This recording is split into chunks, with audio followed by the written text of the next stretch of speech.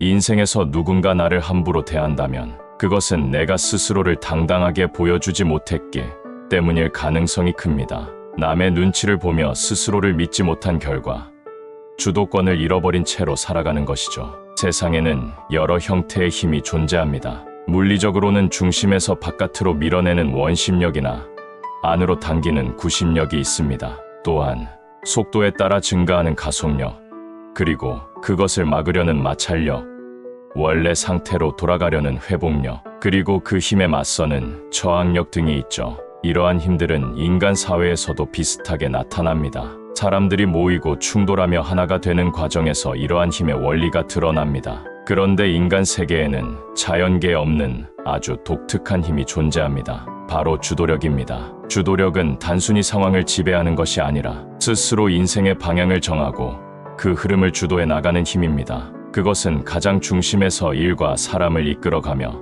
자신의 목표를 실현해 나가는 역동적인 에너지입니다. 일반적으로 우리는 이것을 주도권이라 부릅니다. 주도권을 가진 사람은 자신의 삶에서 주동적인 위치에 서서 일을 진행할 수 있는 권리와 권력을 쥐고 있습니다. 반면 주도권이 없는 사람은 항상 상황에 휘둘리며 직장에서는 열심히 일했어도 결국 다른 사람에게 밀려나거나 좋은 평가를 받으면서도 불안에 시달리게 됩니다. 더 나아가 좋은 사람이 되려고 애썼지만 결국 그 진심이 왜곡되어 남에게 쉽게 이용당하거나 무시당하는 일이 생기기도 합니다. 이러한 맥락에서 동양고전은 우리에게 주도권의 중요성을 다시금 일깨워줍니다. 오늘은 뒤통수를 때리는 동양고전서 인간관계 정수, 좋은 사람 되려다 쉬운 사람 되지 마라는 책의 내용을 가지고 우리보다 훨씬 앞선 시대의 사람들, 즉 동양의 위대한 성인들과 천재적인 참모들, 그리고 삶을 개척해온 평범한 이들의 지혜를 통해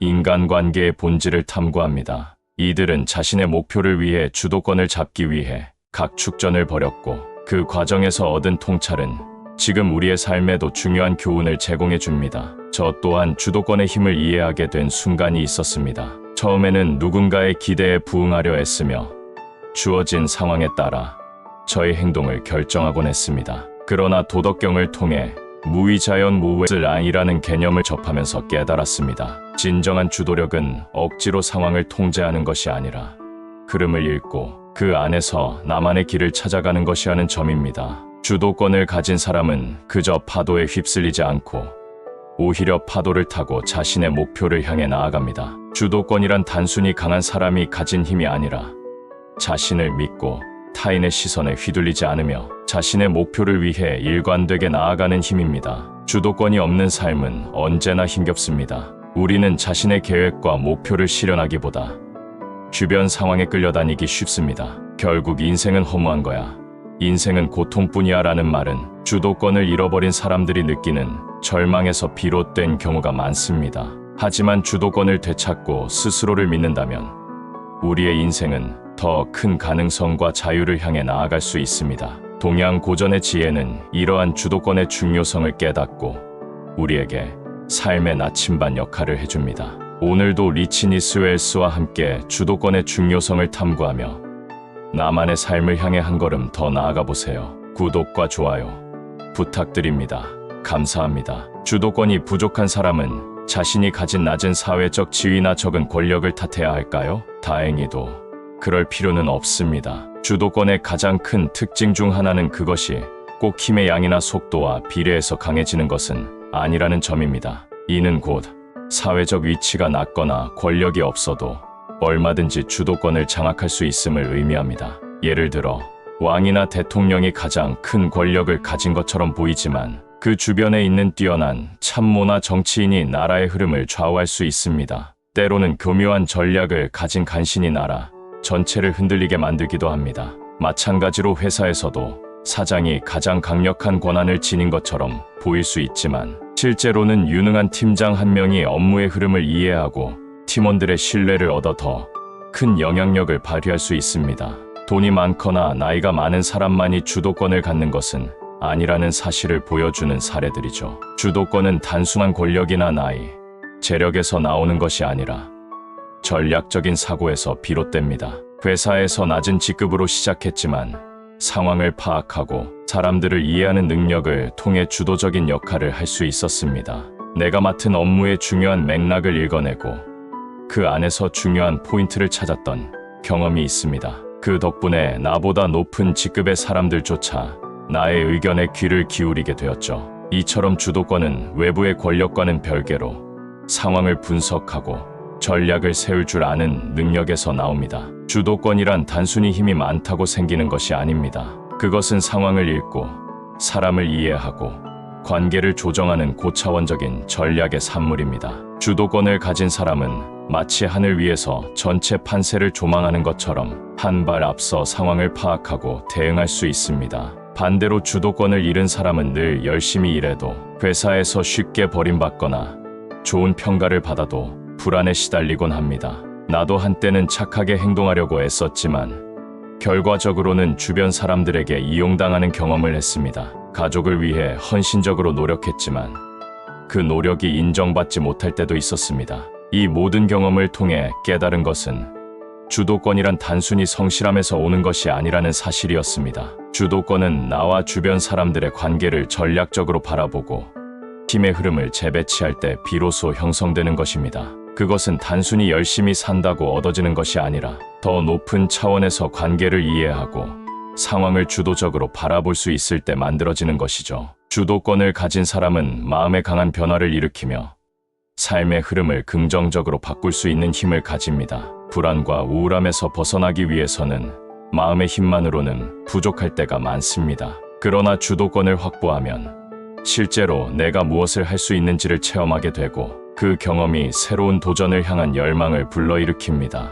이는 삶의 긍정적인 변화를 가속화하며 나를 더 나은 방향으로 이끌어주는 원동력이 됩니다. 결국 주도권은 사회적 위치와 상관없이 누구나 가질 수 있는 힘입니다. 그것은 나의 전략적 사고와 상황을 바라보는 통찰력에서 시작됩니다. 이제는 외부 조건에 연연하지 않고 스스로의 힘을 믿고 주도적으로 삶을 개척해 나가세요. 주도권은 그토록 중요한 삶의 힘이지만 아이러니하게도 어디서도 체계적으로 가르쳐 주지 않는 힘입니다. 그 이유는 간단합니다. 주도권은 자신을 지키고 삶에서 우위를 점할 수 있는 비밀스러운 힘이기 때문에 가까운 사람에게조차 그 비결을 쉽게 공유하고 싶지 않기 때문이죠. 하지만 우리는 훨씬 앞선 시대에 살면서 주도권을 위해 치열하게 싸웠던 사람들의 지혜를 배울 수 있습니다. 그들의 이야기는 2500년을 이어온 동양 고전에 깊이 새겨져 있습니다. 이 고전에는 위대한 영웅들과 천재적인 참모들,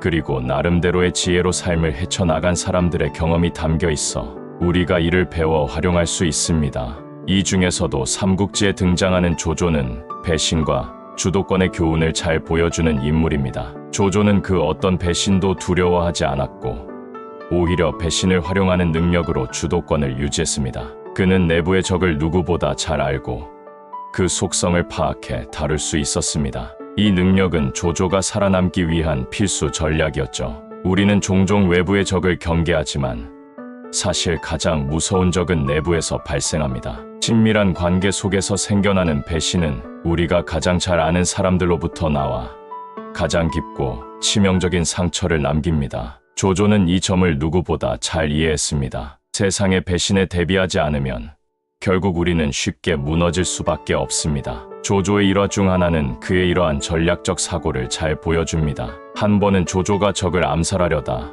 실패하고 도망치던 중 한 마을에서 진이라는 사람을 만났습니다. 진은 조조의 결단력에 감탄하여 자신의 관직을 버리고 조조와 함께 길을 떠났습니다. 이후 조조는 잠시 피신하기 위해 아버지의 친구였던 여사의 집에 몸을 의탁하게 되었죠. 여사는 그를 반갑게 맞이하며 편안히 쉬게 했습니다. 그러나 조조는 여사와 그의 가족이 칼을 가는 소리를 듣고 자신을 죽이려 한다는 생각에 휩싸였습니다. 순간의 판단으로 조조는 칼을 들고 여사와 그의 가족들을 모두 죽였습니다. 하지만 조조는 곧 실수를 깨달았습니다. 부엌에서 여사 가족들이 칼을 갈며 했던 말들은 단지 가축을 잡아 저녁 식사를 준비하던 이야기였던 것입니다. 그때 조조는 큰 충격을 받았지만 자신에게 이렇게 말했습니다.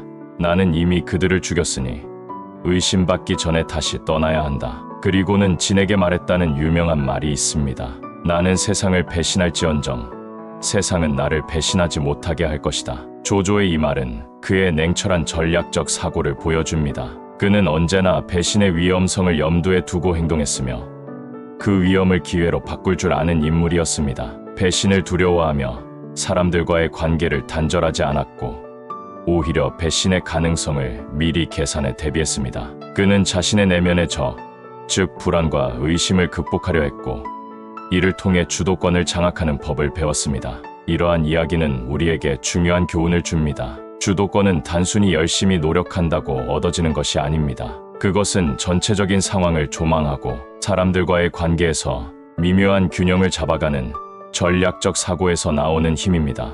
우리는 배신의 위험을 완전히 없앨 수는 없지만 그 속성을 이해하고 대비할 수 있다면 오히려 그것을 기회로 바꿀 수 있습니다. 그리고 이 과정에서 주도권을 쥔 사람은 흔들리지 않고 자신의 길을 걸어갈 수 있습니다. 조조는 살아가며 수많은 배신을 경험했고 그 과정에서 주도권을 지키기 위해 때로는 어려운 결정을 내렸습니다. 그의 이야기는 단순한 전쟁의 승부를 넘어 인간 본성과 권력의 복잡한 관계를 엿볼 수 있게 합니다. 조조는 길에서 돌아오던 집주인과 마주치게 되었습니다. 조조는 마음속 깊은 곳에서 갈등을 느꼈지만 자신이 저지른 일을 숨기기 위해 그 집주인에게 진실을 밝히지 못하고 결국 그를 해치는 길을 선택했습니다. 이 사건은 조조에게 큰 충격과 깨달음을 안겨주었습니다. 그는 인간이 처한 상황에 따라 어떻게 행동이 달라질 수 있는지를 깊이 체험했습니다. 자신도 순간적인 두려움에 이끌려 극단적인 결정을 내렸듯이 인간은 누구나 불안정한 상황에서 본능적인 반응을 보일 수 있다는 사실을 알게 되었습니다. 이런 경험 덕분에 조조는 이후 사람들의 배신을 이해하고 그것을 현실로 받아들이는 능력을 갖게 되었습니다. 이는 그가 단순히 배신을 두려워하거나 비난하지 않고 오히려 사람들의 선택을 있는 그대로 받아들이는 태도를 가지게 된 이유였습니다. 그 후 조조가 관도에서 원소와 맞서 싸웠을 때의 일화가 이 점을 잘 보여줍니다. 당시 조조의 진영에는 원소와 내통한 사람들도 있었고 조조는 이들을 전쟁 직전에 색출해냈습니다. 하지만 급박한 전쟁 상황 속에서 그들을 단죄하기보다는 전투에 집중해야 했던 조조는 그들을 일단 유예한 채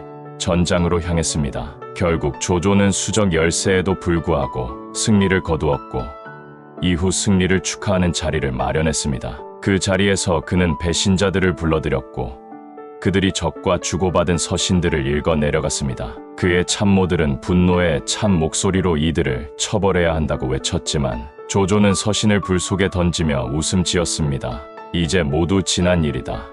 그는 이렇게 말하며 배신자들을 풀어주었습니다. 조조는 이 사건을 통해 인간의 본성과 배신의 속성을 잘 알고 있었습니다. 그는 언제나 상황에 따라 사람들의 선택이 달라질 수 있다는 것을 이해했고 그 선택을 수용할 줄 알았습니다. 이는 조조의 냉철한 전략적 사고를 보여주는 일화로 사람들 사이의 신뢰와 배신의 관계를 깊이 있게 생각하게 만듭니다. 조조는 이 경험을 통해 자신에게 주도권을 유지하는 법을 배웠고 배신을 두려워하지 않고 그 안에서 기회를 찾는 사람이 되었습니다. 조조의 이야기는 단순히 배신에 대한 이야기가 아니라 권력과 인간 본성의 복잡한 관계를 엿볼 수 있는 사례입니다. 주도권을 유지하기 위해서는 상황을 전체적으로 바라보고 사람들의 다양한 선택을 이해하고 수용하는 능력이 필요하다는 것입니다. 조조처럼 배신을 두려워하기보다는 그것을 이해하고 오히려 그 속에서 기회를 찾을 수 있는 눈을 가진다면 우리는 더 큰 주도권을 가질 수 있습니다. 조조는 배신에 대한 독특한 철학을 가지고 있었습니다. 한때 그는 자신을 죽음으로 몰아넣을 수도 있었던 배신자들을 용서하고 풀어주었습니다. 그의 이러한 결정은 단순한 너그러움에서 비롯된 것이 아니었습니다.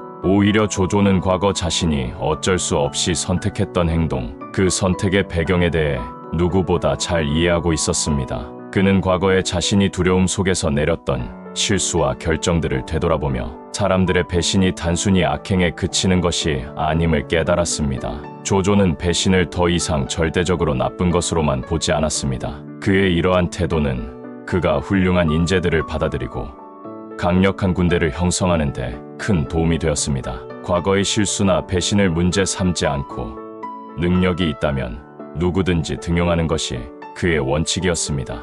이 원칙 덕분에 그는 많은 인재를 끌어모을 수 있었고, 그들은 조조의 신임을 바탕으로 한층 강력한 군대를 구축할 수 있었습니다. 조조는 자신의 경험을 통해 배신을 이해하고 사람들의 상황과 선택을 받아들이는 태도를 갖추었습니다. 이는 사람들을 훨씬 더 자유롭고 능숙하게 다룰 수 있는 능력을 그에게 주었습니다. 조조의 인재 등용 원칙은 단순히 너그러움에 그치지 않았습니다. 그것은 철저한 실용주의의 바탕을 두고 있었습니다. 그는 배신을 한 사람일지라도 그가 가지고 있는 능력을 중시했습니다. 이는 마치 조조가 과거에 자신의 실수를 거울 삼아 사람들의 약점을 이해하는 데 능숙해진 것과도 같습니다. 그러나 이 방식이 효과적이기 위해서는 하나의 중요한 전제가 있었습니다. 바로 배신을 예방하고 다룰 수 있는 능력이 있어야 한다는 점입니다. 배신의 위험을 잘 알고 그에 대한 대비가 되어 있지 않다면 이러한 방식으로 사람들을 받아들이는 것은 어려운 일입니다.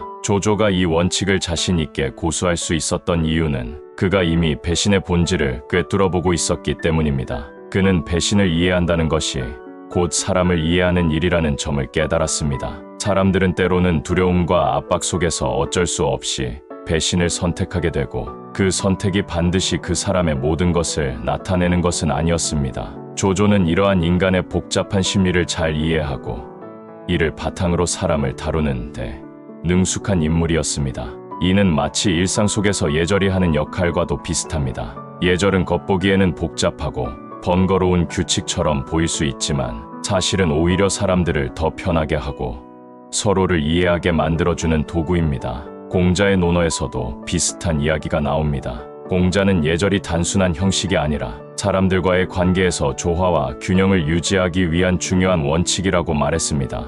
예절을 잘 알지 못하면 그저 상대를 경계하고 긴장하게 만들 뿐이지만, 적절히 사용하면 서로를 존중하면서도 편안하게 대할 수 있는 길을 열어줍니다. 조조는 이러한 예절의 원리와 비슷한 방식으로 사람들을 받아들이는 데에 있어 배신을 이해하는 것이 중요하다는 점을 알고 있었습니다. 그는 사람들을 신중하게 판단하고 그들의 능력을 존중하며 때로는 과거의 실수를 넘어서는 기회를 주었습니다. 조조의 이러한 태도는 그를 단순한 전쟁의 지휘관이 아니라 사람의 본성을 이해하고 다루는 데 능숙한 인물로 만들었습니다. 그의 인재 등용 방식은 실용적이었을 뿐만 아니라 사람을 다루는 깊은 통찰에서 비롯된 것이었습니다. 결국 조조의 이야기는 우리가 인재를 바라보는 시각을 다시금 생각하게 만듭니다. 과거의 실수를 넘어서 사람의 능력을 보고 받아들이는 태도, 그리고 그 과정에서 배신의 가능성을 이해하고 대비하는 전략은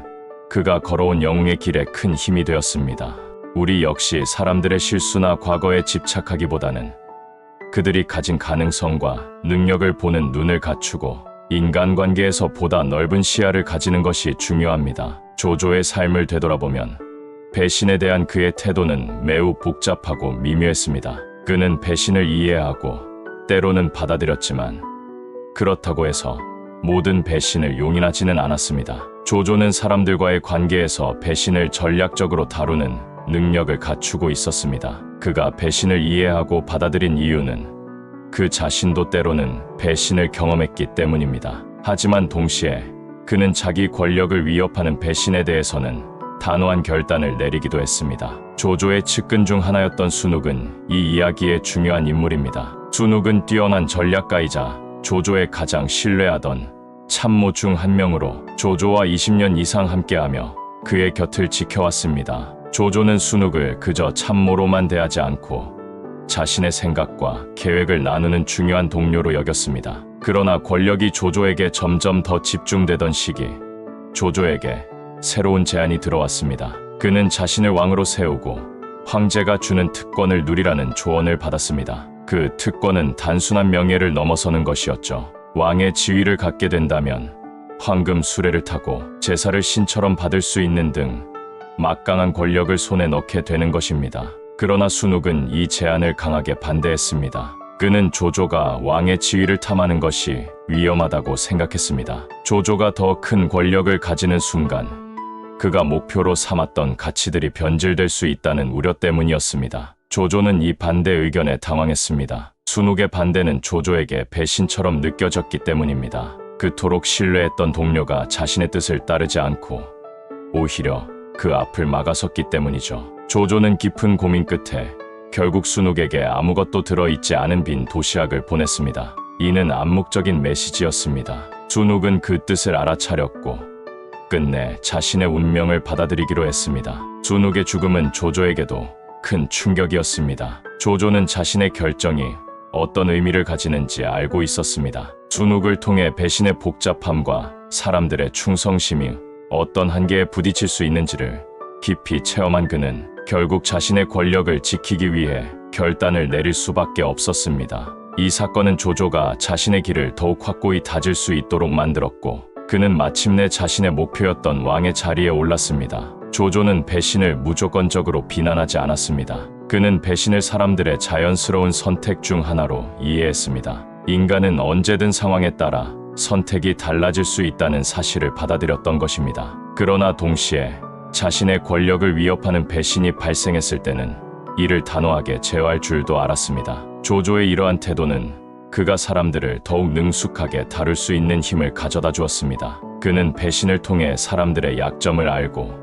이를 전략적으로 활용했습니다. 조조의 이야기는 단순한 배신과 권력의 싸움이 아닙니다. 그는 배신의 본질을 이해하고 이를 받아들이면서도 자신의 목표와 권력을 지키기 위해서는 필요할 때 과감한 결정을 내릴 줄 알았습니다. 배신을 이해하는 것은 사람을 이해하는 것과 같습니다. 그리고 사람을 이해하면 우리는 그들을 더 능숙하게 다루고 그들과의 관계에서 주도권을 가질 수 있습니다. 조조는 배신을 두려워하기보다는 그것을 이해하고 자신만의 전략으로 다루었습니다. 이것이 그가 자신의 주도권을 유지할 수 있었던 이유였습니다. 그의 이야기는 우리에게 중요한 교훈을 줍니다. 배신을 단순히 부정적으로만 보지 않고 사람들의 선택과 감정을 이해하는 능력은 더 큰 주도권을 쥐기 위한 첫걸음이 될 수 있다는 것입니다. 조조처럼 상황을 면밀히 분석하고 사람들의 심리를 파악하며 필요할 때는 단호한 결정을 내릴 수 있다면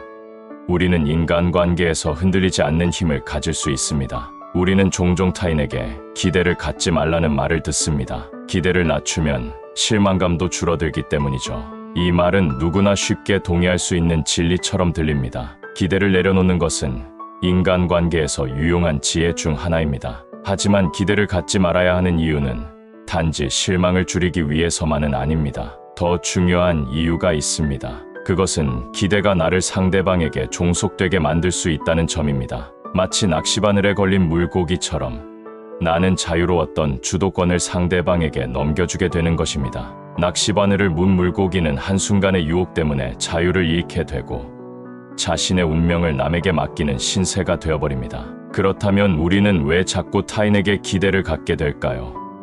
사실 이는 우리의 마음속에 자리 잡은 자연스러운 욕망 때문입니다. 기대를 통해 내 생각이 현실로 이루어지는 순간을 경험할 때 우리는 큰 기쁨과 만족을 느낍니다. 그 순간 부족함이 채워지는 듯한 짜릿한 감정은 우리를 자극하고 다시 기대하게 만드는 힘을 갖고 있습니다. 마치 오랜만에 운 좋게 만난 기회를 다시 찾아 헤매는 사람처럼 말입니다. 그러나 기대를 계속해서 품다 보면 우리는 그 기대에 속박되어 자유로운 선택을 하기 어렵게 됩니다. 여기서 흥미로운 이야기가 있습니다. 춘추시대 송나라에 살던 한 농부의 이야기입니다. 어느 날 이 농부는 밭에서 일을 하던 중 토끼 한 마리가 갑자기 달려와 나무 그루터기에 부딪혀 죽는 모습을 목격했습니다. 그는 그 토끼를 주워 가족들과 맛있게 먹으며 불현듯 깨달음을 얻었습니다. 이렇게 쉽게 토끼가 나에게 찾아오다니 내가 매일 힘들게 일할 필요가 없겠구나.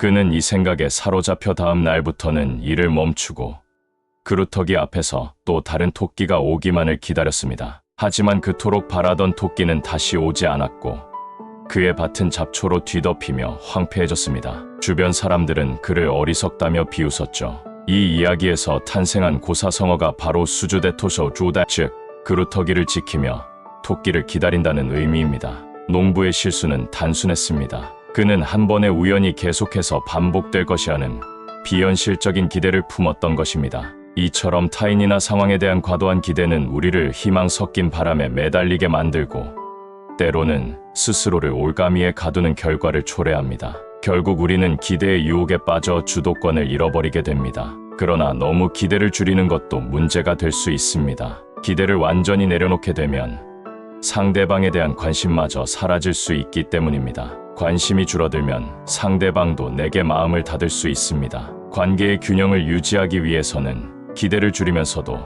상대와의 연결을 끊지 않는 것이 중요합니다. 마치 너무 꽉 잡지 않고 그렇다고 완전히 놓지도 않는 줄다리기 같은 것이죠. 우리가 가져야 할 것은 바로 이런 균형입니다. 또 다른 고사성어인 조삼모사 이야기도 같은 교훈을 줍니다. 송나라 때 한 노인이 원숭이들을 기르며 살고 있었습니다. 형편이 어려워진 노인은 원숭이들에게 주는 도토리의 양을 줄이기로 하고 아침에는 3개, 저녁에는 4개를 주겠다고 했습니다. 그러자 원숭이들은 격하게 반발했습니다. 노인은 그러면 도토리를 아침에 4개, 저녁에 3개를 주겠다고 제안했습니다. 이 말에 원숭이들은 그제야 만족하며 흥분을 가라앉혔죠. 결국 노인은 단순히 숫자의 배치를 바꿔 말한 것에 불과했지만 원숭이들은 그 차이를 느끼지 못한 채 기분이 좋아졌습니다. 이 이야기는 우리가 기대를 어떻게 관리해야 하는지를 잘 보여줍니다. 기대에 너무 얽매이면 우리는 상황의 본질을 보지 못하고 스스로를 함정에 빠뜨리게 됩니다. 하지만 기대를 현명하게 조절하고 그 안에서 균형을 찾는다면 사람들과의 관계에서 주도권을 잃지 않고 오히려 그 기대를 나에게 유리하게 활용할 수 있습니다. 우리의 삶에서 기대는 마치 양날의 검과 같습니다. 너무 기대하지 않으면 관계에서 멀어질 수 있지만 너무 기대하면 그 기대에 사로잡혀 주도권을 잃게 됩니다. 따라서 우리는 기대를 조절하면서도 나와 주변 사람들 사이의 연결을 유지할 수 있는 전략이 필요합니다. 이 전략을 통해 우리는 기대에 휘둘리지 않고 진정한 자유와 주도권을 유지하며 살아갈 수 있습니다. 우리 모두는 누구에게나 기대를 품고 살아갑니다. 기대가 충족될 때 느끼는 기쁨은 관계를 이어가는 원동력이 됩니다. 하지만 기대는 그 자체로 상호작용을 요구합니다. 기대가 충족되면 나 역시 상대방의 기대에 부응해야 한다는 부담감이 따르게 되죠. 이 조삼모사 이야기는 기대가 얼마나 우리의 감정과 관계를 복잡하게 만드는지를 잘 보여줍니다. 기대가 충족되면 우리는 그 기쁨에 반응하여 더 많은 것을 바라는 마음을 품게 됩니다. 그 과정에서 상대방도 내 기대에 맞춰주기를 바라게 되죠. 하지만 결과적으로 이 기대와 충족의 주고받음은 마치 도토리의 총량이 변하지 않는 것처럼 큰 변화를 가져오지 못하고 결국에는 원점으로 돌아오게 됩니다. 그렇다면 기대를 완전히 내려놓는 것이 답일까요?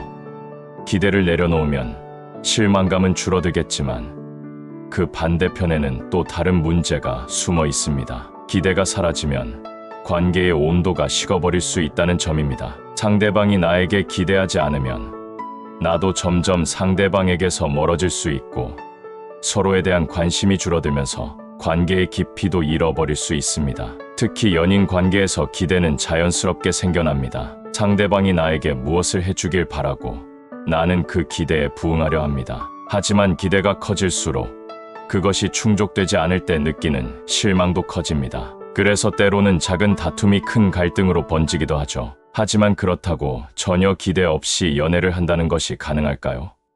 만약 정말로 상대에게 아무런 기대가 없다면 그 관계는 진정한 의미를 잃게 될 것입니다. 기대는 사람과 사람을 이어주는 감정의 다리와도 같기 때문입니다. 여기서 중요한 것은 기대를 완전히 내려놓기보다는 기대를 적절히 조절하는 방법을 찾는 것입니다. 기대를 낮추면서도 관계의 온기를 유지할 수 있는 방법, 그것이 우리가 찾아야 할 길입니다. 때로는 너무 깊게 생각하기보다는 불교에서 말하는 방아착방샤 지혜를 빌릴 수 있습니다. 이 말은 복잡한 생각을 멈추고 그냥 내려놓는 것을 의미합니다. 마치 뜨거운 냄비를 잡았을 때 즉각적으로 손을 떼듯이 말이죠. 성철 스님은 이를 통해 집착에서 벗어나는 방법을 이야기했습니다. 집착을 내려놓는 순간 우리는 불필요한 기대에서 벗어나 자유로워질 수 있습니다. 하지만 이 역시 조심해야 합니다. 상대방에 대한 기대를 완전히 끊어내면 상대는 내가 더 이상 관심이 없다고 느낄 수 있습니다. 이 때문에 관계가 소원해질 위험이 있습니다. 결국 우리는 기대와 관심 사이에서 균형을 잡아야 합니다. 기대의 유혹에 빠져드는 것은 자연스러운 일이지만 그 기대를 적절히 조절하는 법을 배우는 것이 중요합니다. 관계 속에서 지나친 기대는 갈등을 일으킬 수 있지만 전혀 기대하지 않는다면 관계의 활력도 잃게 됩니다. 그래서 우리는 기대를 줄이면서도 상대와의 관계를 유지할 수 있는 이중의 전략이 필요합니다. 때로는 깊은 생각을 멈추고 기대를 가볍게 내려놓을 줄도 알아야 하지만 그 과정에서 상대방과의 연결을 유지하는 것도 중요합니다. 기대를 내려놓는 과정은 단순히 실망을 줄이는 것이 아니라 스스로의 마음을 자유롭게 하면서도 상대방과의 관계를 유지하는 데 필요한 지혜입니다. 기대와 실망 사이의 줄타기에서 벗어나 우리에게 진정한 자유를 가져다 줄 방법은 무엇일까요? 바로 기대를 내려놓되 관계의 온기를 유지할 줄 아는 균형 잡힌 마음가짐입니다. 이것이 바로 우리가 삶에서 찾아야 할 지혜일 것입니다. 인간관계에서 기대는 그 자체로 중요한 역할을 합니다. 기대가 있기에 우리는 상대에게 먼저 연락을 하고 자주 안부를 물으며 관심을 표현하게 됩니다. 서로의 삶에 대한 기대가 있을 때 우리는 상대와의 관계를 더 깊이 유지하려고 노력하게 되죠. 반대로 기대가 전혀 없는 관계는 시간이 지남에 따라 자연스럽게 멀어지게 됩니다. 관심이 줄어들고 연락이 뜸해지며 결국에는 서로의 삶에서 점차 사라져가는 것입니다. 이는 우리가 인간관계에서 기대를 어떻게 관리해야 하는지 다시 생각하게 만듭니다. 하지만 기대만으로는 관계를 유지하기 어렵습니다. 이때 중요한 역할을 하는 것이 바로 예의입니다. 예의는 단순한 도덕적 규범이 아니라 관계를 원활하게 이어가기 위한 스킬과 노하우에 가깝습니다. 마치 사람들 사이를 연결해주는 다리와도 같죠. 우리는 종종 예의를 도덕의 일부로 생각하지만 사실 예의는 관계를 유지하고 서로의 마음을 이어주는 지능적인 방법입니다. 예를 들어 오랜만에 상대방에게 먼저 전화를 걸어 안부를 묻는 것은 단순한 예의로 보일 수 있지만 사실 그 안에는 당신을 잊지 않고 있어요 라는 메시지가 숨어 있습니다. 상대에게 관심을 표현하고 그 사람과의 연결을 유지하고자 하는 마음이 담긴 행동입니다. 예의는 마치 화폐와도 같습니다. 때로는 우리가 마음을 담지 않고 형식적으로 건네는 인사나 관심일지라도 상대방에게는 진심으로 받아들여질 수 있습니다. 우리가 아무리 이 행동이 단순한 형식일 뿐이라고 생각해도 상대방에게는 그 의미가 다르게 전해질 수 있습니다. 마치 가짜 화폐가 실제 화폐처럼 유통될 수 있듯이 예의라는 작은 행동이 상대방에게는 진짜 마음처럼 느껴질 수 있는 것이죠. 중요한 것은 이런 예의가 너무 과하거나 억지스럽지 않도록 하는 것입니다. 지나치게 형식적인 예의는 오히려 부자연스럽고 진정성이 없다고 느껴질 수 있습니다. 옛사람들은 과도한 예의를 비레페일리라고 불렀습니다. 진정한 예의가 되기 위해서는 상대방의 마음을 이해하고 상황에 맞게 적절하게 표현하는 것이 중요합니다. 그리고 기대를 조절하면서도 적절한 예의를 통해 상대방과의 관계를 이어나가는 것이야말로 우리가 인간관계를 유지하는 데 있어 필요한 지혜입니다. 너무 많은 기대를 품어 실망할 필요도 없고 그렇다고 완전히 기대를 버려서 관계를 소원하게 만들 필요도 없습니다. 중요한 것은 균형을 찾는 것입니다. 마음을 깎아내어 상대를 멀어지게 할 것인가? 아니면 빛을 나누는 등불처럼 따뜻한 관계를 이어갈 것인가? 결국 인간관계는 우리가 어떻게 관리하느냐에 따라 완전히 달라질 수 있습니다. 때로는 우리가 기대를 품고 상대에게 더 나아가야 할 때가 있고 때로는 그 기대를 줄이며 조용히 지켜볼 때가 있습니다. 그리고 그 사이사이에 예의라는 작은 다리를 놓아 서로의 마음을 연결하는 것이 중요합니다. 이런 작은 예의와 적절한 기대의 조화가 결국 사람들 사이에 신뢰를 쌓아가며 인생에서 새로운 기회를 열어줄 수 있습니다. 사람들은 때로는 그저 작은 친절이나 따뜻한 관심의 마음을 열게 됩니다. 이런 기회들이 모여 우리의 삶을 더욱 풍부하게 만들어줍니다. 우리가 상대에게 보여주는 예의와 관심이 결국 우리의 인간관계를 더 깊고 단단하게 만드는 열쇠가 될 것입니다. 인간관계에서 우리는 종종 서로의 기대에 부응하며 살아갑니다. 그러면서도 한편으로는 그 기대에 사로잡히지 않으려고 애쓰죠. 중요한 것은 그 사이의 균형을 유지하며 기대와 예의를 현명하게 사용해 관계를 이어나가는 것입니다. 기대를 완전히 내려놓을 필요는 없습니다. 다만 과도하게 기대에 의존하지 않고 적절한 예의를 통해 상대방과의 관계를 유지해 나가는 것이야말로 인간관계의 진정한 지혜입니다. 그렇게 할 때 우리는 사람들과의 관계에서 진정한 연결을 느끼고 서로의 삶에 긍정적인 영향을 미칠 수 있습니다. 인간관계는 때로 복잡한 게임처럼 느껴집니다. 누군가는 관계에서 상호 간의 이해와 성장을 기대하는 반면 다른 누군가는 관계를 자신의 이익을 얻기 위한 수단으로만 생각하기도 합니다. 관계의 목적이 단순히 나에게 이익을 가져다 주는 것이라면 이는 상대방을 그저 수단으로 바라보는 것만 친밀한 관계를 만들어낼 뿐입니다. 이런 관계는 오히려 쉽게 깨지기 마련입니다. 상대가 나에게 더 이상 이익을 가져다 주지 않는다고 판단되면 곧바로 관계를 끊어버리기 때문이죠. 물론 손절이 항상 나쁜 것만은 아닙니다. 때로는 자신의 감정과 정신 건강을 지키기 위해 관계를 끊는 것이 현명한 선택일 수 있습니다. 하지만 이익만을 바라보는 관계에서는 손절이 지나치게 자주 일어납니다. 이는 상대방을 그저 자신의 목표를 달성하기 위한 도구로만 보았기 때문입니다. 이런 사람들은 관계의 이기주의자 혹은 기회주의자라고 불릴 수 있습니다. 그들은 자신의 필요에 따라 관계를 맺고 끊으며 상호적인 이해나 배려보다는 자신에게 어떤 이익이 될지를 먼저 따집니다. 그러나 때로는 그들의 행동이 헷갈릴 때도 있습니다. 관계를 잘 활용하는 사람인지 아니면 이익에만 집중하는 기회주의자인지 쉽게 구분하기 어려울 때가 있죠. 예를 들어 외모나 경제적 조건 때문에 상대방에게 끌리면서도 그 감정을 순수한 사랑이라고 착각하는 경우도 흔합니다. 이런 경우 자신이 관계에서 진정한 감정을 가지고 있는지 아니면 단순히 표면적인 이익에만 매달리는지를 구분하기 위해서는 두 가지 기준을 적용해 볼 수 있습니다. 그 사람과 내가 진정한 마음을 나누고 있는가, 그리고 서로가 성장할 수 있는 관계인가? 이 두 질문을 자신에게 던져보면 그 관계가 진정한 의미가 있는지 아니면 단순한 기회주의적 관계인지를 명확하게 알 수 있습니다. 이와 관련해 흥미로운 이야기가 하나 있습니다. 조선 중기의 문인 홍만종이 전한 고전 이야기에는 박쥐에 대한 설화가 나옵니다. 어느 날 봉황을 기념하는 잔치가 열렸습니다. 모든 새들이 모여 봉황을 축하했지만 박쥐는 그 자리에 나타나지 않았습니다. 봉황은 박쥐를 불러 왜 잔치에 참석하지 않았느냐고 꾸짖었습니다. 그때 박쥐는 이렇게 대답했습니다. 나는 네 발 가진 동물인데 새인 당신과 무슨 상관이 있겠습니까? 또 다른 날 기린을 위한 잔치가 열렸습니다. 이번에는 모든 네 발 가진 동물들이 모였지만 역시나 박쥐는 나타나지 않았습니다. 기린이 그 이유를 물었을 때 박쥐는 날개를 펼치며 말했습니다. 나는 날개가 있는 존재인데 네 발 가진 동물들의 모임에 왜 참석해야 하겠습니까?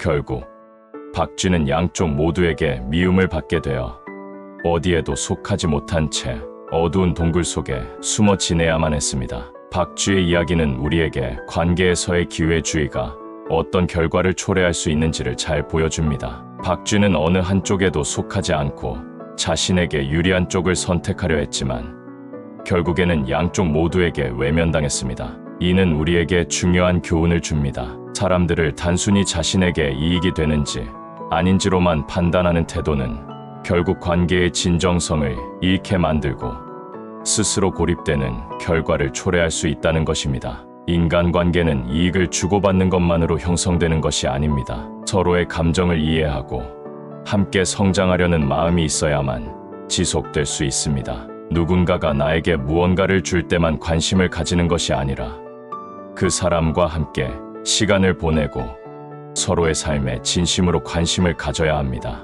그렇지 않으면 우리는 결국 고립된 박쥐처럼 어디에도 속하지 못한 채 홀로 남게 될 것입니다. 관계에서의 기회주의와 진정한 관계를 구분하기 위해서는 마음속에서 질문해 보아야 합니다. 나는 이 사람과의 관계에서 무엇을 바라고 있는가? 이 관계가 나와 상대 모두에게 좋은 영향을 주고 있는가? 이렇게 스스로를 돌아보는 것이야말로 진정한 관계를 유지하는 데 중요한 열쇠가 될 것입니다. 기회주의적인 태도를 넘어서 서로에게 기대고 성장할 수 있는 관계를 찾아가는 것이야말로 우리에게 필요한 지혜입니다. 박쥐는 종종 배신과 기회주의의 상징으로 묘사됩니다. 그 이유는 단순히 박쥐의 성격이 나빠서가 아닙니다. 오히려 박쥐는 그 특유의 생태적 특성 때문에 기회주의적 태도를 취하게 된 것이죠. 네 발 가진 짐승의 특성과 날개를 가진 새의 특성을 동시에 지닌 박쥐는 자신에게 유리한 쪽으로 기댈 수 있는 여지를 항상 가지고 있었습니다. 만약 박쥐가 애초에 이러한 특성을 타고나지 않았다면 어쩌면 그도 기회주의자가 되지 않았을지도 모릅니다. 이와 비슷한 점이 우리 인간관계에도 존재합니다. 우리는 누군가와 관계를 맺을 때 진정한 친근함과 신뢰를 느끼면서도 동시에 상대방으로부터 얻을 수 있는 이익을 기대하는 마음이 생겨납니다. 이러한 양면적인 감정이 바로 기회주의적 태도가 나올 수 있는 여지를 만들어냅니다. 문제는 이 두 감정 사이의 균형을 잘 잡지 못하고 어느 한쪽으로 치우치게 될 때 생깁니다. 이렇게 되면 관계의 겉모습은 유지되지만 내면적으로는 신뢰가 깨진 상태가 되는 것입니다. 진나라 시대의 황이라는 사람이 쓴 말 중에 모양은 체하지만 정신은 떨어져 있다는 표현이 있습니다. 이는 겉으로는 친밀해 보이지만 속으로는 각자 다른 생각을 하고 있는 상태를 의미합니다. 관계를 유지하는 데 있어서 가장 조심해야 할 것이 바로 이 딴 마음입니다. 우리는 흔히 결이 맞는 사람과 친구를 해야 한다는 말을 합니다.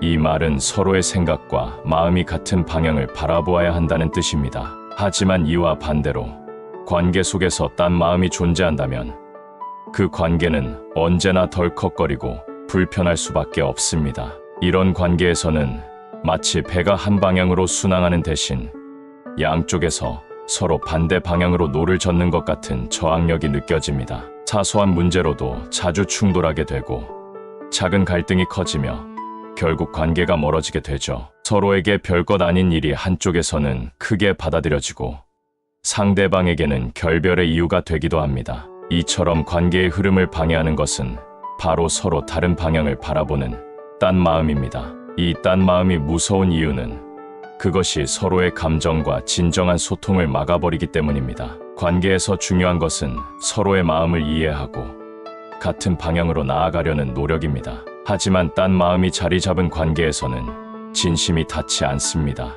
마치 두 사람 사이에 보이지 않는 벽이 세워진 것처럼 아무리 말을 주고받아도 그 감정이 전달되지 않는 것입니다. 박쥐의 이야기는 이런 관계의 복잡함을 잘 보여줍니다. 박쥐는 때로는 짐승들의 무리로, 때로는 새들의 무리로 자신을 위치시켰지만 결국 어느 쪽에서도 받아들여지지 않았습니다. 그가 항상 양쪽을 오가며 자신에게 유리한 쪽을 선택했기 때문에 진정으로 속할 수 있는 자리를 잃어버렸던 것입니다. 그 결과 그는 외톨이가 되어 어두운 동굴 속에 머무르게 되었죠. 우리도 인간관계에서 기회주의적 태도를 취할 때 박쥐와 같은 결과를 맞이할 수 있습니다. 겉으로는 친밀해 보이지만 마음속에서는 서로 다른 이익을 생각하며 관계를 유지하려 하면 그 관계는 진정한 의미를 잃게 됩니다. 진정한 관계는 서로를 도구로 보는 것이 아니라 서로의 마음을 이해하고 같은 방향을 바라보는 데에서 시작됩니다. 관계를 맺고 유지하는 데 있어서 우리는 박쥐의 이야기에서 교훈을 얻을 수 있습니다. 기회주의적 태도를 경계하고 서로의 마음을 진심으로 이해하려 노력해야 합니다. 마음속 깊은 곳에서 상대를 이해하려는 태도가 있어야만 관계는 흔들리지 않고 오래 지속될 수 있습니다. 겉모습만으로는 알 수 없는 마음의 방향을 잘 살펴보고 진정한 관계를 위한 선택을 할 때 우리는 인간관계에서 진정한 행복을 찾을 수 있을 것입니다. 13세기 신성 로마 제국의 프리드리히 2세는 매우 특별한 실험을 진행한 적이 있습니다. 그는 가장 순수하고 고결한 단어는 무엇일까? 라는 궁금증을 풀고자 신생아들이 처음으로 바라는 말을 관찰하고자 했습니다. 하지만 아기들이 주변 사람들의 말을 따라 배울 수 있다는 한계를 극복하고자 그는 특별한 방법을 사용했습니다. 아기들을 돌보는 유모들에게 최고의 양육 환경을 제공하되 절대로 말을 걸지 않도록 명령한 것입니다. 아기들에게는 따뜻한 옷과 맛있는 음식, 편안한 잠자리를 제공했지만 말 한마디도 들려주지 않으려 한 것이죠. 하지만 결과는 처참했습니다. 겨울이 지나자 아기들은 모두 세상을 떠나고 말았습니다. 물질적으로는 아무것도 부족하지 않았지만 정서적인 교류가 전혀 없던 상황에서 아기들은 생명을 이어갈 수 없었습니다. 프리드리히 2세의 호기심에서 시작된 이 실험은 결국 매우 잔인한 결말을 맞이하게 되었습니다. 이는 인간에게 있어 감정과 정서의 교류가 얼마나 중요한지를 극명하게 보여주는 사례로 남았습니다. 이 이야기는 우리 인간관계에도 중요한 교훈을 줍니다. 성인이 된 이후에는 비록 감정적인 교류가 없더라도 물질적으로는 생존할 수 있습니다. 하지만 마음의 연결이 없는 관계는 마치 물질만 제공받던 아기와 같은 상태로 진정한 관계를 이어가기는 어렵습니다. 인간관계에서 서로에게 따뜻한 관심과 감정이 오가지 않는다면 결국 그 관계는 텅 빈 껍질처럼 변하고 말 것입니다. 좋은 관계란 서로가 함께 성장할 수 있는 관계입니다. 조선 후기의 학자인 이익 선생이 강조한 이택리저의 원리가 그것을 잘 설명해 줍니다. 이택이란 두 사람이 서로의 지식을 나누고 토론을 통해 각자의 생각을 발전시키며 성장하는 관계를 말합니다. 마치 두 개의 연못이 서로에게 물을 대어주는 것처럼 서로에게 끊임없이 영양을 공급하며 함께 풍성해지는 관계를 의미합니다. 이런 관계에서는 서로에게 기대고 서로의 부족한 부분을 채워가며 함께 앞으로 나아갑니다. 법정 스님도 그에 져서 물소리 바람소리에서 인간관계의 진실을 이렇게 표현했습니다. 우리가 친구를 찾는 것은 단지 시간을 보내기 위해서가 아니라 우리에게 부족한 부분을 채워줄 수 있는 사람을 찾기 위해서입니다. 스님은 사람 사이의 관계가 서로에게 유익을 주고 그 관계가 창조적으로 새로워질 때에만 진정한 의미를 지닌다고 말했습니다. 그저 겉만 그럴듯해 보이는 관계는 결국 시간이 지나면 시들해질 수밖에 없습니다. 그래서 우리는 인간관계에서도 끊임없이 노력하고 서로에게 새로운 가치를 더해주기 위해 애써야 합니다. 결국 인간관계에는 두 가지 종류가 있습니다. 첫 번째는 마치 날카로운 대패가 나무 표면을 깎아내듯 서로의 마음을 다치게 하는 관계입니다. 서로 다른 기대와 욕망이 충돌할 때 이 관계에서는 비난과 갈등이 자주 발생합니다. 상대방이 원하는 것을 채워주지 못하면 다툼이 생기고 서로에게 상처를 주는 관계가 되는 것이죠. 두 번째는 서로의 빛을 나누는 등불 같은 관계입니다. 이 관계에서는 서로가 상대방에게 줄 수 있는 빛과 온기를 나누며 함께 어둠을 밝혀나갑니다. 좋은 인간관계는 마치 두 개의 아름다운 연못이 서로에게 물을 공급하듯이 끊임없이 서로의 성장을 도와주는 관계입니다. 이 관계에서는 주고받는 감정과 정서가 중요합니다. 함께 나아가는 과정을 통해 서로의 부족한 점을 채워주고 그 과정에서 더욱 단단한 연결을 맺을 수 있습니다. 이런 관계는 단순히 물질적 이익을 위해 이어지는 것이 아니라 진정으로 서로를 이해하고 함께 발전해 나가는 것이 목표입니다. 반면 박쥐의 이야기처럼 기회주의적인 태도나 마음이 없는 관계에서는 이러한 교류가 어려워집니다. 겉으로는 친해 보이지만 서로 다른 생각을 품고 있다면 그 관계는 언제나 삐걱거리게 됩니다. 인간관계에서 가장 중요한 것은 서로의 진심이 닿고 함께 성장하려는 마음이 있다는 것입니다. 그때야 비로소 우리는 관계 속에서 진정한 의미를 발견할 수 있습니다. 좋은 관계는 노력 없이 얻어지지 않습니다. 서로의 이야기를 듣고 함께 토론하고 앞으로 나아가는 여정을 함께 그려나갈 때 우리는 진정한 관계를 경험하게 됩니다. 이러한 관계는 우리를 더욱 강하게 만들어 줄 것입니다. 미국의 제3대 대통령인 토머스 제퍼슨은 이런 말을 남겼습니다. 등잔의 심지에서 불을 옮겨가도 내 불은 줄어들지 않는다. 이 말은 사람들과 나눌수록 나의 열정이나 에너지가 줄어드는 것이 아니라 오히려 그 불꽃이 더 널리 퍼질 수 있음을 의미합니다. 마치 서로에게 좋은 영향을 주고받으며 함께 성장하는 관계와도 같죠. 이러한 관계에서는 나의 불빛이 누군가에게 전해져도 내 불빛은 사라지지 않고 오히려 주변을 더 밝게 만듭니다. 좋은 관계란 단순히 주변에 많은 사람들이 모여 있다고 해서 만들어지는 것이 아닙니다. 오히려 중요한 것은 그 관계의 깊이와 진정성입니다. 내가 어떤 마음으로 그 관계에 접근하느냐, 그리고 그 관계가 나와 상대방에게 어떤 가치를 줄 수 있는가가 더 중요합니다. 사람의 수가 많아도 깊이 있는 대화나 진심이 담긴 교류가 없다면 그저 겉만 화려한 껍데기에 불과할 뿐입니다. 예를 들어 우리는 때로는 많은 사람들과 어울리며 다양한 인연을 맺기도 하지만 그 중에서 진정으로 내 마음을 나눌 수 있는 사람은 몇 되지 않습니다. 그리고 그 몇 명과의 관계가 오히려 내 삶을 더 따뜻하게 비추고 나를 더 성장하게 만듭니다. 이는 마치 등잔의 불을 여러 개의 심지에 옮겨도 나의 불이 사라지지 않는 것처럼 그 진정한 관계들이 나의 삶에 긍정적인 영향을 미친다는 뜻입니다. 관계는 양보다는 질이 중요합니다. 무조건 사람을 많이 사귀고 주변의 인맥을 넓히는 것이 반드시 좋은 것은 아닙니다. 중요한 것은 내가 그 관계 속에서 진심을 나누고 있는가, 그리고 서로에게 도움이 되는 존재가 될 수 있는가입니다. 만약 그렇다면 그 관계는 나를 더 나은 사람으로 성장시켜 줄 것입니다. 반대로 단순히 사람 수만 많고 진정성이 없다면 결국 그 관계들은 시간이 흐를수록 의미를 잃어버리고 말 것입니다. 이와 같은 관계의 지혜는 우리에게 중요한 삶의 가치를 알려줍니다. 사람들과의 만남에서 단순히 겉으로 드러나는 숫자에 신경 쓰기보다는 그 관계의 깊이에 더 집중하는 것이야말로 우리를 더욱 풍요롭게 만들어줍니다. 서로가 서로에게 작은 불씨를 나누듯 진정한 관계는 함께 시간을 나누고 이야기를 나누며 서로의 마음을 밝히는 등불이 될 수 있습니다. 오늘도 이렇게 사람들과의 관계를 돌아보며 내가 나누는 불빛이 어떤 방향으로 전해지고 있는지를 생각해 보는 시간이 되었으면 좋겠습니다. 그리고 그 관계가 나와 상대에게 더 따뜻한 불빛이 될 수 있도록 진심을 담아 노력해 보세요. 오늘도 함께 사람들과의 관계에 대해 돌아보며 그 속에서 주도권과 진정한 소통의 의미를 찾는 시간을 가졌습니다. 우리의 삶에서 가장 중요한 것은 그저 많은 사람들을 만나는 것이 아니라 서로가 진심으로 연결될 수 있는 관계를 맺는 것입니다. 등잔에서 나누어지는 불빛처럼 나의 작은 관심과 따뜻함이 상대방에게 전해질 때 그 관계는 더욱 깊어지고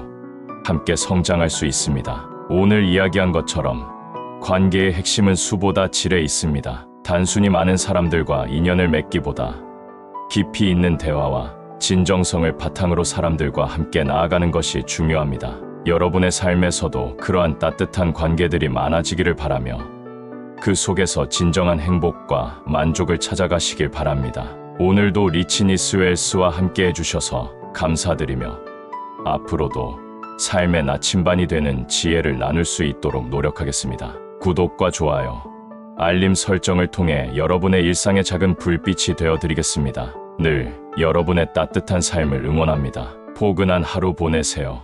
감사합니다.